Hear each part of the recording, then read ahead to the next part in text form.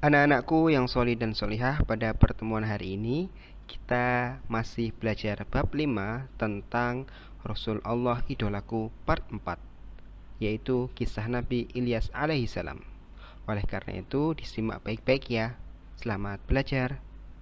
Untuk peta konsep hari ini, yang pertama adalah kita akan membahas profil Nabi Ilyas alaihissalam.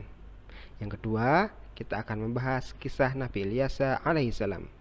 Dan yang terakhir adalah keteladanan Nabi Ilyas alaihissalam. Memasuki pembahasan yang pertama, yaitu tentang profil Nabi Ilyas alaihissalam. Nabi Ilyas alaihissalam merupakan anak angkat dari Nabi Ilyas.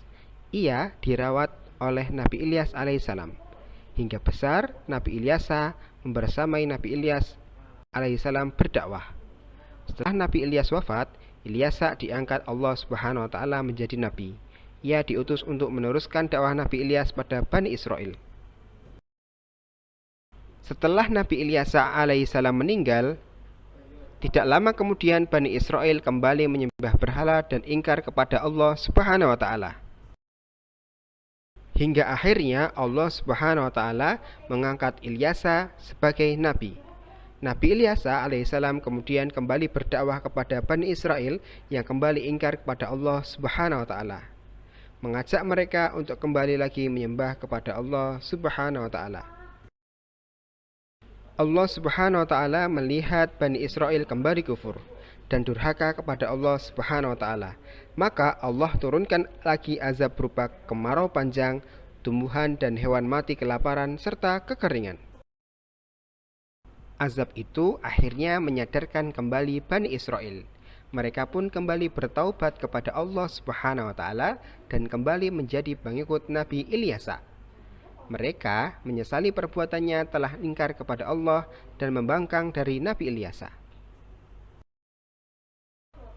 Nabi Ilyas pun kasihan melihat umatnya yang terkena azab dari Allah Subhanahu wa taala.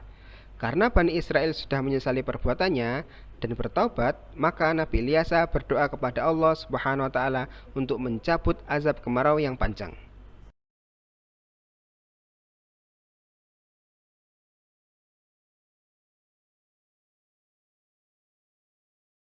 Akhirnya pun Allah mengabulkan doa Nabi Ilyas. Allah mencabut azab kepada Bani Israel dan menjadikan daerah Bani Israel menjadi subur dan makmur kembali. Baik anak-anakku yang solih dan solihah, itu tadi kisah singkat terkait kisah teladan Nabi Ilyas alaihissalam.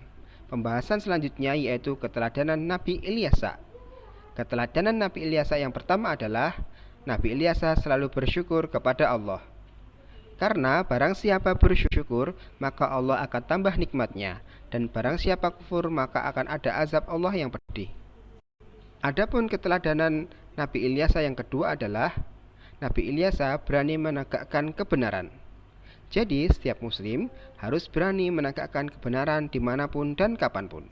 Yang terakhir adalah Nabi Ilyas sabar dan semangat dalam menyerukan kebaikan. Dalam mengajarkan kebaikan, wajib untuk memiliki tekad dan kesabaran yang luas.